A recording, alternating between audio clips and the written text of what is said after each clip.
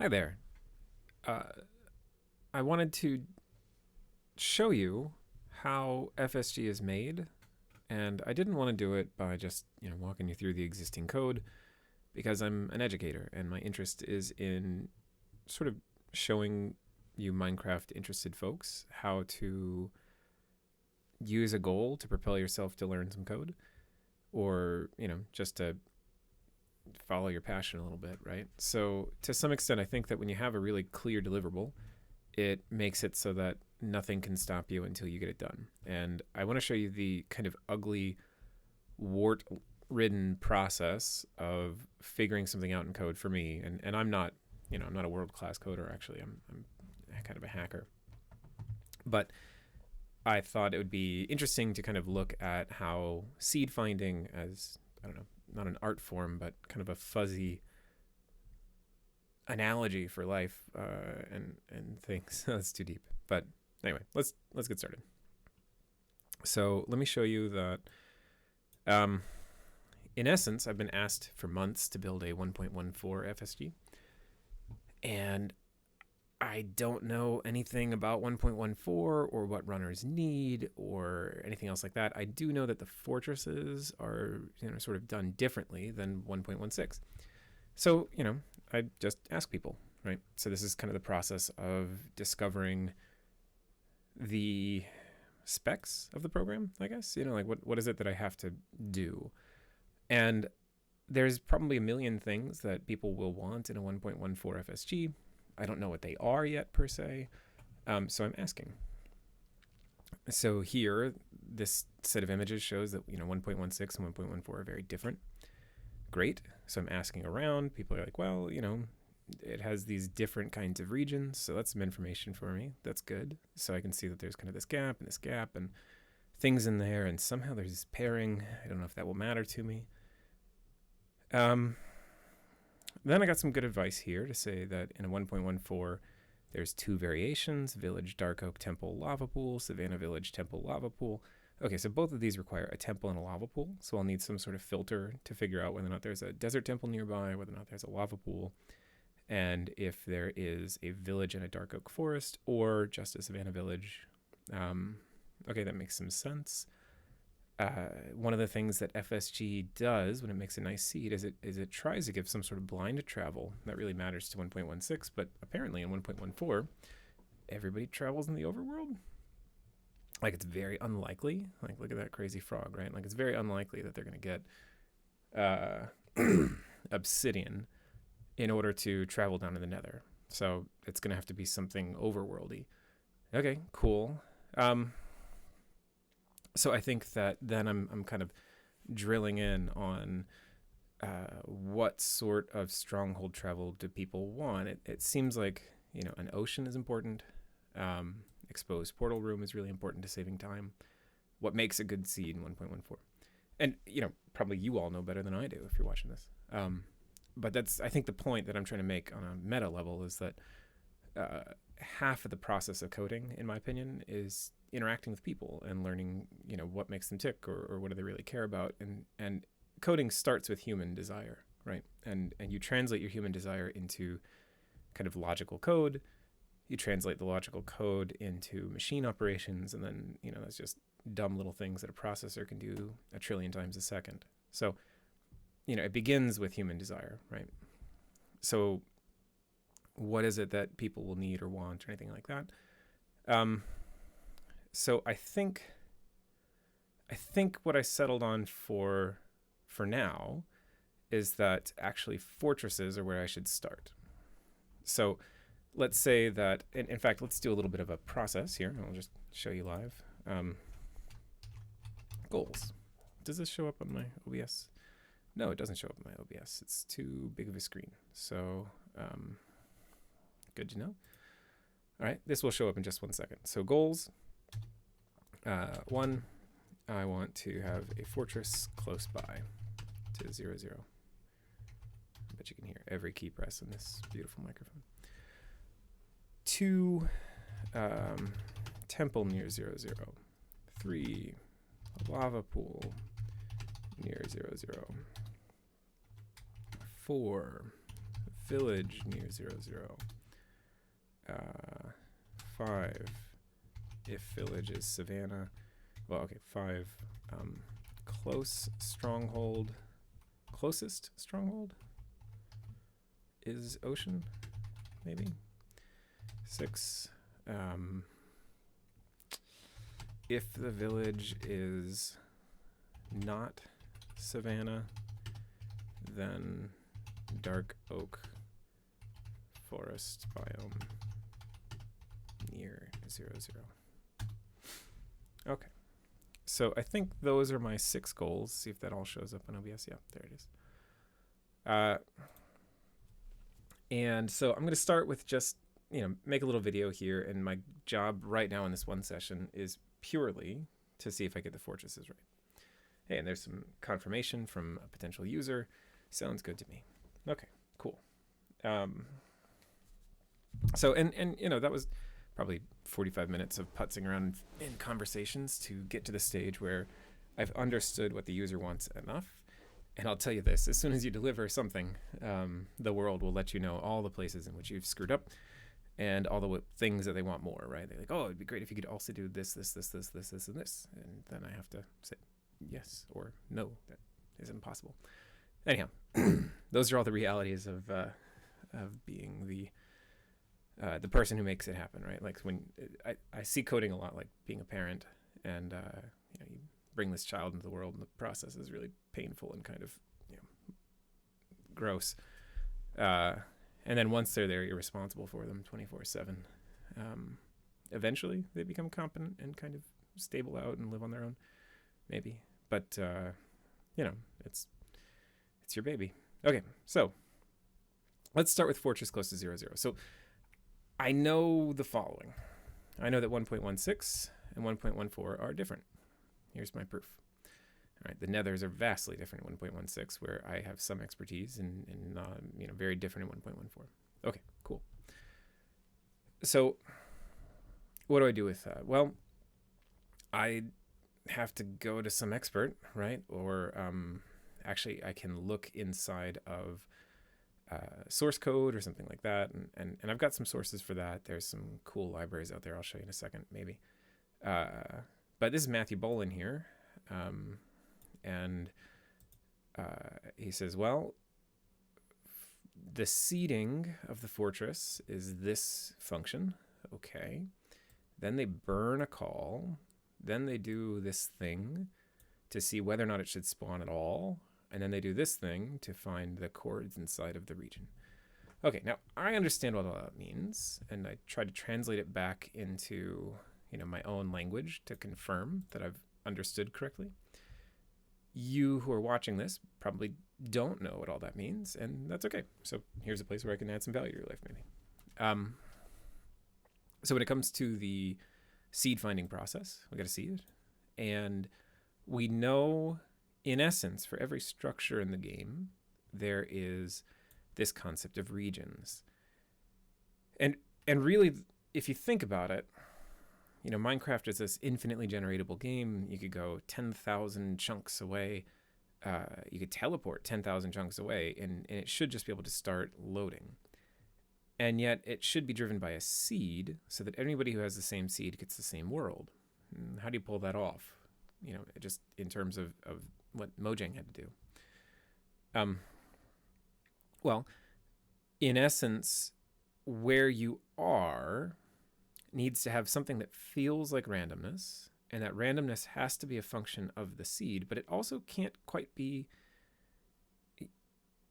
the seed generates some random number, which generates another random number, which generates another over and over and over again based on the path that you walk through the world. Like I could imagine a world in which the random number generator starts from whatever has loaded into the world. And so as you walk this way and load some chunks, or this way and load some chunks, these might get different choices than those. And if I were to play that map again, and I were to walk this way and then this way, then these would look like what those ones did before. And now when I come back this way, I'll get a third different type of world, right? And that would be really unsettling in terms of what is it that the seed does in Minecraft, right? The seed allows me to tell my buddy, like, hey, run this seed, you're going to love it. And FSG is all about that, right? So, so at the core of the game, is this process of, for every place that could have a structure, there will only be one structure in this whole area. And it will kind of use the seed and some knowledge of like the coordinates of the area you're going to try to generate something in, and something about the type of structure you're looking to generate in there, and then roll some dice based on the seed, the area of the game you're at, like the actual X and Z coordinates, and the particular types of structure that you're trying to generate there. So this is called pseudo-random number generation. But beyond just pseudo-random numbers, it's also sort of geographically locked in pseudo-random numbers. Okay, well, so let's try this again for fortresses. And how do I know when I get it right and things like that? Well, I'm going to start with just 0, 0. That is, when I go to generate a fortress in 1.14, I want to know for a given seed, will, let's say, the positive quadrant have a fortress in it? Just yes or no. And unlike 1.16, it seems to me, just based on what, this expert told me and somebody else validated with another code sample a little later on, there is this line to determine if the fortress should exist at all. Okay, what is this? Well, if you take a look at my interpretation, when it comes to kind of figuring out what's going to happen in a particular region, you take the world seed and you do this wacky stuff. Now, this is my favorite thing in the world. This is called XOR. And XOR rocks, if you spell it backwards. It's kind of a little joke that I always say in my head because I'm a geek. So this XOR business is really cool to a cryptographer. But as far as you're concerned, you could not know what any of these symbols do and just trust that they will take in your seed and give you kind of some new number that is going to act the right way for the region that you're interested in. Now, this region X and region Z, these are for positive. This is going to be how many regions. Now, a region, to me is I keep scrolling back and forth, sorry. The region is this big square. To me, this is region 0, 0. And this is region -1, 0. And this is region -1, -1. And over here might be region 1, 0. And over here, down here, might be the region 1, 1. So, and these regions are, it looks like 256 blocks end to end. That is 256 by 256, which makes sense to me. That is I think that is, I'm doing math in my head live on a thing. That is 16 times 16. That is 16 chunks wide, 16 chunks tall, and every 16 chunks there can be a new thing. Okay, so there's this sort of regional coordinate system. The 0, 0 will be this region, and -1, 0 will be this region, and -1 will be this region. And these are the only 4 I need to care about in FSG. I don't really have to know what you do way over here because nobody's going to go that far if you've got something close here. So I've got 4 regions that I care about. Okay, and I'll say that in a coding process kind of a way, what I'm doing right now is I'm building a mental model. And I think most of the work of coding is not done at the keyboard. Most of the work of coding is done, in pen and paper or in conversations or at the whiteboard or just thinking. So this is going to be a 0 and this is going to be a 0. And so really I can just start with the structure seed, which is kind of cool. And then next int is to say, given a seed that has been made for a particular region in a particular structure, we need to do a roll of the dice. So every Nextend will be a roll of the dice. And they do one roll of the die that they just ignore. And then they do a roll of the die that will give me a number, 0, 1, or 2. So this is give me one of 3 options. And if I get the 0 option, then the fortress will exist. Then they'll roll the die again and add 4. And that will be how many chunks into the region will be the X coordinate. And then again, +4 will be how many chunks into the Z direction will be the Z coordinate. And that'll be the place where the filter spawns. And if you take a look at this Neil code script here, I really admire Neil. He's great. And Matthew, and all these folks. It's a wonderful community. You can see all this crazy stuff he's got here for how to actually spawn the fortress inside the nether, and bridges and straits and stuff like that. And I don't want to mess with any of that. I'm not in the mood. But I do like this. I can see that this kind of confirms for me that there's a world seed. He takes his chunk. This is the shift operator, by the way. Again, you don't really have to get it, but this will essentially divide by 2 to the 4th. So this is, and actually, let me, I don't know, do a live example or something. Do I have Python in this? Yeah, got some Python. Let's suppose I have a number 12, and I can look at 12 in binary. Okay, that's it in binary. 0B1100, and that is because in binary that is saying the 1 right here is saying it's an 8, and this is saying 4 and 2 and 1, and so this one is 8 plus 4 plus sort of 0 times 2 plus 0 times 1. Maybe I could make it even more clear by writing it that way. So that's the number 12 in binary. So let's take a look at what this operator does. Shift down by 1 will move those bits to the right. Shift to the left by 1 will move them to the left. So X shift 1, let's make a prediction, will now be, instead of 8 plus 4, it'll be 8 plus 16, so that should be 24. So you can see this is multiplying by 2, or you can see this is dividing by 2, but I kind of see it more as the bits are shifted to the left or the bits are shifted to the right. And your CPU just does dumb things, and one of the things that's really easy for it to do is just move bits to the left or move bits to the right. That's going to be hard-coded by Intel into the circuitry of your chip, so that if you ask it to shift to the left, it'll happen in 1 clock cycle. Don't quote me on that. It might be 1.5 or whatever. I don't know. But nonetheless, it's a really low-level thing. It's easy to do. It doesn't take a lot of higher-level languages.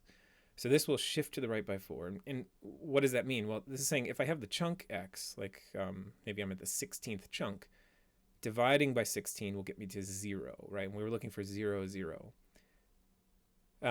This will do the same. But then there's this clever business of shifting to the left by 4. And that was the part that was weird. I had no idea that would be in there, which is why there's sort of odd behavior when the Z's are similar in the nether in 1.14. So this will divide by 16. This will multiply by 16. And what is the effect of doing that, right? Let's take a look at, I don't know, let's say X equals 112. And let's look at that in binary. If I take, oh, you know what? That's not a good enough example. Let's take 127. 127 is a particular number that's easy to love. I don't know if this will stay on the screen. And it's not IPython. Yeah, that's okay. Works. If I take a look at 127, I did that one because it's all ones. And let's see. Wondering if I shrink my screen a little bit, can I at least emulate what you've got? Okay. So if I do 127 shift down by 4, I get 7. Okay, that's fine. There's 7 multiples of 16 get in there. And if I take 7 and shift it up by 4, I get 112. Okay, well that's interesting, right? What happened there is it basically just kind of rounded the number.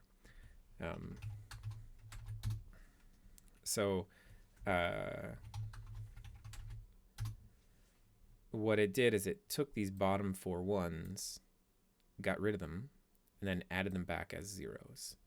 So it's really just sort of saying, anyway, it rounds to the nearest multiple of 16.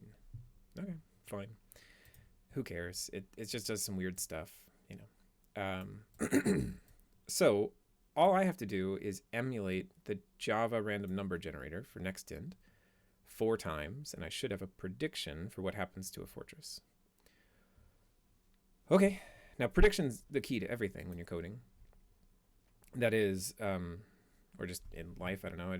I think that one of the things you have to do to be kind of quick at this stuff is make a mental model, make a guess of what you think will be right or wrong about your mental model, and then test it, right? The model is only as good as what is reliably predictable. Okay, so what do I do next? Well, I'm going to borrow existing code, right? So like a thing that I like to do, I'm lazy. All good coders should be lazy.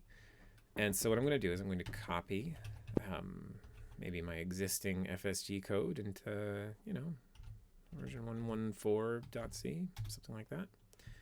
And then let's just like get rid of all the crap in there. So I've got tons and tons of stuff in here. I don't know what I need or don't need or anything else like that. I'm just like putzing around, so I'll change around my version numbers and things. So it's fine. So most of this won't matter at all. And you know, I got a friggin' 1,000 lines of code in here. There's my little crap filter and stuff. Really, what I can do is go to main. Now this is C code. C code is kind of funky, and you know, maybe I should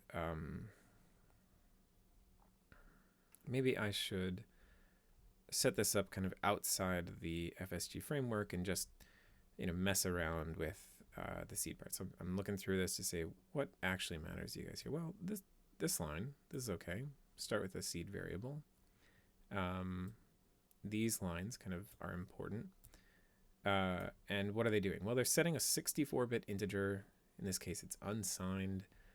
And lower 48, upper 16. Okay, I'll explain that in a second. But I'm kind of hunting for what can I just chop away to get to the simplest thing that will let me just test this. And honestly, I think all I really need is just any old random number and then to test it. So, you know, out of all this code, the only thing I might keep is just like the top of everything for now. And so I guess I could do this with the mouse. And I normally would do this in Vim or something. I'm just going to get rid of everything. All right, so I've got some defined stuff up here, and I need to make a place for the program to start. So we'll return 0. And I liked that uint 64t, if I'm remembering how to do that right. I'll say seed, and we'll just set the seed to 1, 2, 3, 4.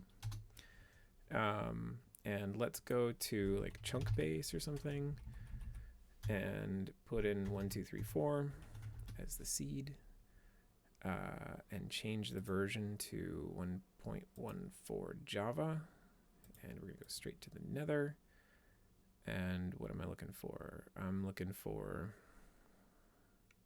well, in this case, there's nothing in the 0, 0.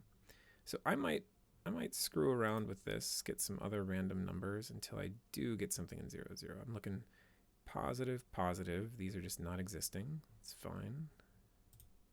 Hey, that looks like a hit. All right, so this is the seed that I want to start with to see if I can predict this.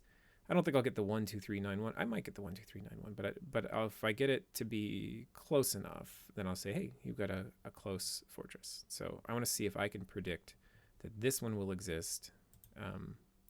This one, so you can see the regions. This one is the positive region.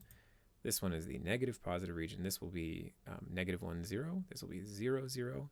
And this one over here will be -2, 0. So all three of those exist, which I think is a byproduct of this kind of, you know, Z value business. So let's take a look to see if we can predict this guy's existence. I'll say crossing. I think that just means the place where it spawns is there. And who knows what it does after that, right? It could jigsaw its way all the way this way or that way or whatever. So All right. Well, I can see one problem already. I got a negative number. And my thing is unsigned. So I'll make it that, unsigned int. Okay. And then I'm just going to make up a function. So, you know, I'm just going to call like, let's call it something cool, like fortress. I don't even know. I don't have a good joke for it. So fortress check. Okay. This function doesn't exist yet. It's aspirational. That's life. Often aspirational. So we'll call fortress check. Fortress check will return nothing. And it will consume an int 64t. Now C is a strongly typed language. So you have to never screw around with what your inputs and outputs are. Okay. Now, what is it I need to do? Well, so I think I'd like to take the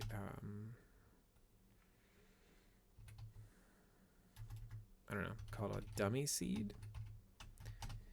And this dummy seed is going to be what I, you know, steal from these guys here, right? Like this thing.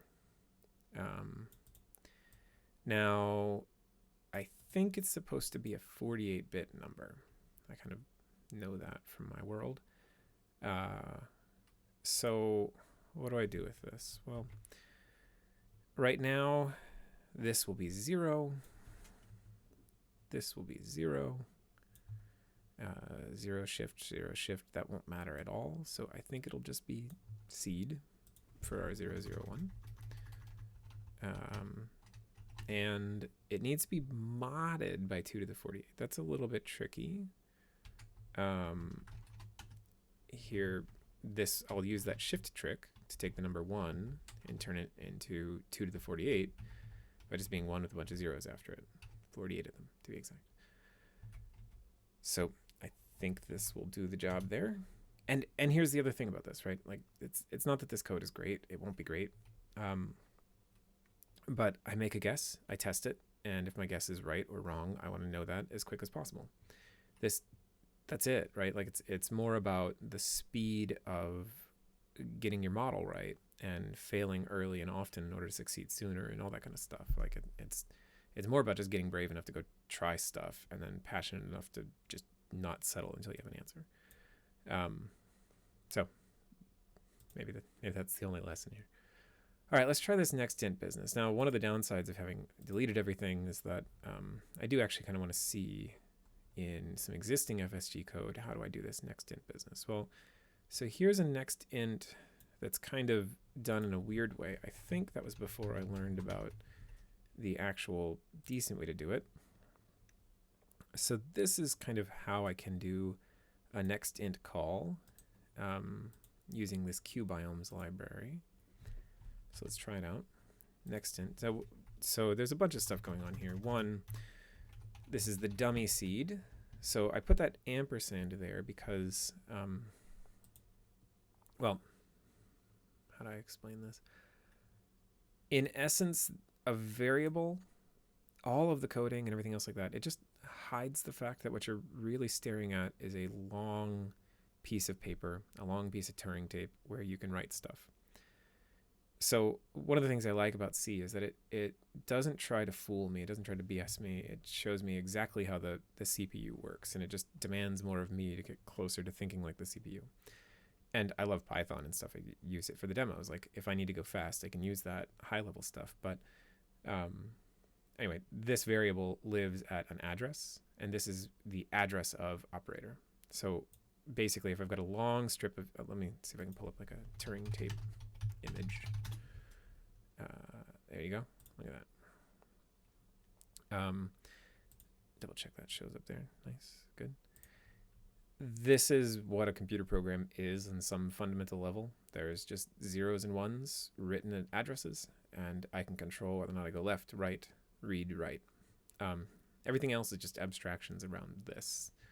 The fundamental CPU.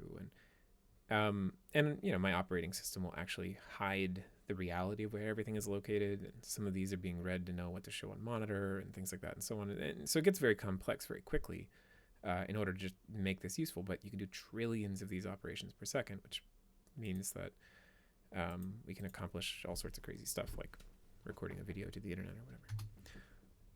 Anyhow, so this is a throwaway Nextend. I don't really care what the modulus is or anything like that. And then now we want exists. Maybe some people like will say, you know, I don't know, does exist. And now I want Nextend. Oh yeah, so the idea of the address is that by passing it by an address rather than by value, it doesn't make a copy of this variable. It instead gives me like the literal place where that exists. So this is something that will mutate the value of the variable. So as it produces an integer, it also changes the state of the pseudo-random number generator so that it will make another number, and every time I call Nextend, I'll get a different result rather than the same result every time. And that kind of non-deterministic feel to the program is what makes it feel like dice rolling. So here we just want to say if does exist is 0, then let's just say printf, hooray. And this is, you know, this is as far as I want to go without testing, right? So I just want to see, does this exact seed give me a hooray there when I run it? Okay. Now, I don't think I need a lot of this stuff. I do need that. I don't need that yet. So I'm going to save this. And now I need to compile my code into an executable. And, you know, I wrestled with like a really long compile process. This is not the best here. And I'm kind of coding on the live one that has the actual FSG, although I don't think anybody runs the original FSG anymore. It's so many bigger ones. So here's what I'll do for compiling. I'll use the GNU C compiler. Our thing is v114. Oh, there we go. I use tab completion. It makes me feel better, like it's going to be the actual file name. Tab completion is super cool. I don't know. I'll call it checker. Ooh, I got caps lock. What on earth needs caps lock? Okay, so it's complaining. It says there's an implicit declaration of the function fortress check. Oh wait, no, for test check. Perhaps you meant fortress check. Yep, this is what I mean. Warts and all. I'm going to make mistakes over and over and over again, and I want to catch them as quick as I can. Okay, so we now have a function called checker. I can run it, and it didn't work. Okay, well, so now I say, well, why didn't that work? I kind of thought that would work. Let's try some stuff. Let's get rid of the 2 to the 48. Maybe there's something there. Recompile, run it. Nope. Okay. Then maybe I put in a u int. That's what I had before. It seems kind of dumb, but maybe that's the case. I don't know. Nope. Maybe I run again until I get a positive number. I want to keep this one. Let's keep that guy. Let's go 1.14. Random. Okay, a positive number with 1 there. Okay, so this one has a positive number, 1 there. See if it's the way I'm handling the signs. I'm a little nervous about that. It's super unglorious, this thing that I'm up to right now. I can imagine all sorts of better coders telling me how dumb I am. But it's okay. I actually am an educator, and my job is to make it more approachable and to say, hey, it's not actually about being the best. It's actually just about getting the damn thing done and servicing people. Okay, nothing. Let's do another printf. This is also dumb, but you know, I'll just put a boo. I want some feedback. Huh? Oops. Compile it. Okay. So it's definitely getting the does exist, and it is give me a hooray, a boo. I've got int 64. I did get rid of the mod 1L shift 48. So let's see what value it does get. Okay, there's my boo.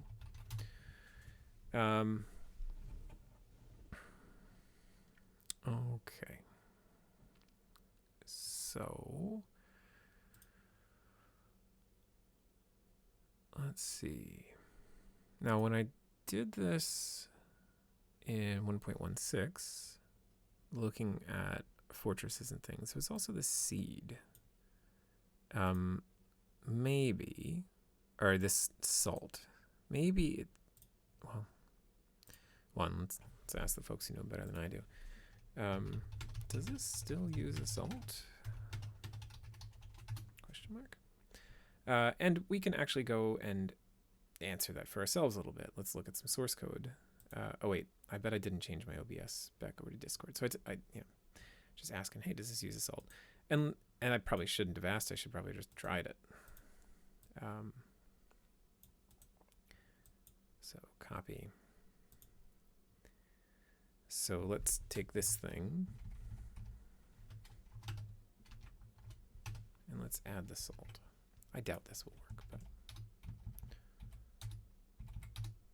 okay.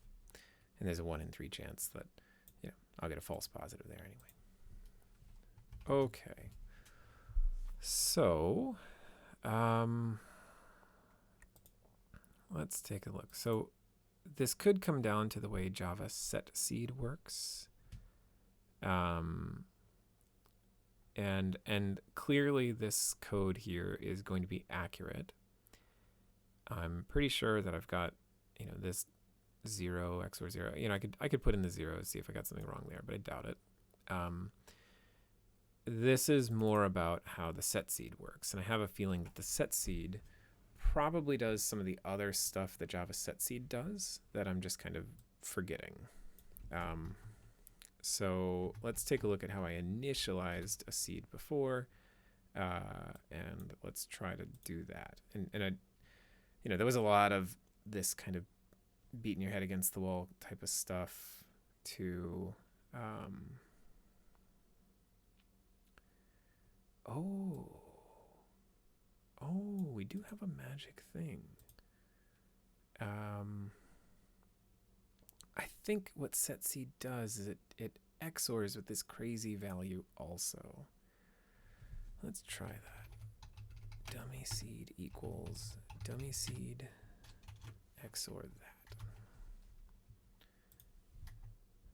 Let's spell dummy seed correctly. And let's see. Yeah! Na. Yeah! All right, so now, you know, it's putzing around, and I could look at some Java code and validate some nonsense like that or whatever, you know, like it. But whatever, I got a win. Now, was it a real win? Was it not a real win? Let's go back and try the negative number. Run it again. Yeah, okay. Now let's run a couple of more. Actually, no, now that we have it correctly saying it should exist, let's see if we can get these coordinates right by doing the next steps. So, and that feeling that you just heard in my voice, which is genuine because I'm doing it for the first time here, whatever.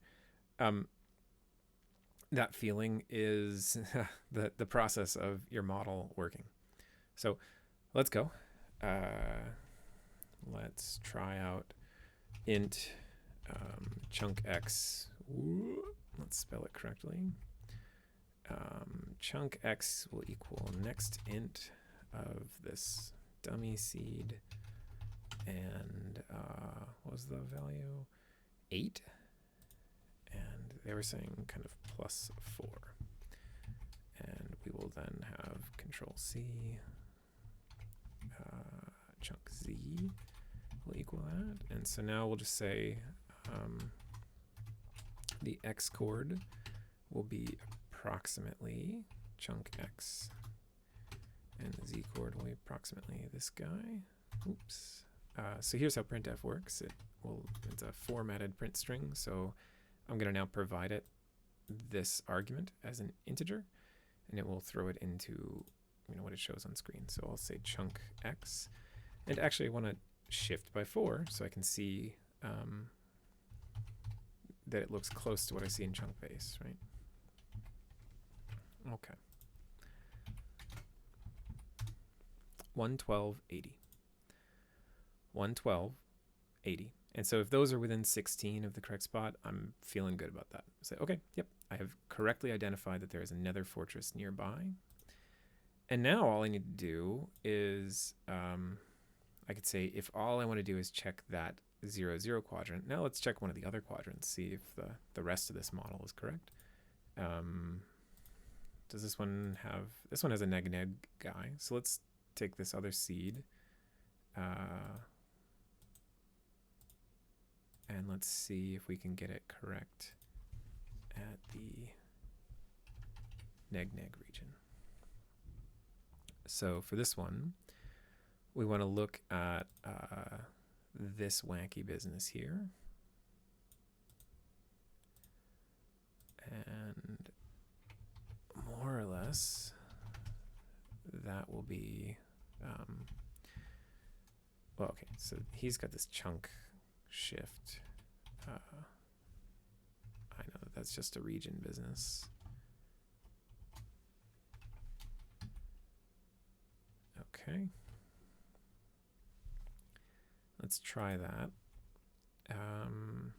Now, here's one thing that's kind of interesting. When you go neg, this is going to be a positive number, and the positive number is going to be kind of added to the top left. So we kind of want, negative 256 plus this in order to get the rough coordinates, kind of the closest multiple of 16. So this is the neg, and this will shift me over that way, and it shift me up this way. And was there one other part to that seed business? Yeah, no, we're good. Let's give it a try. Hooray. Okay. So it hit, yeah, okay. Order of operations. It's doing the shifting after it did the addition, and I kind of want to do the shifting before the addition. And it's not like I've memorized the order of operations chart for whether or not it does a left shift before something. All right, negative 96, negative 160.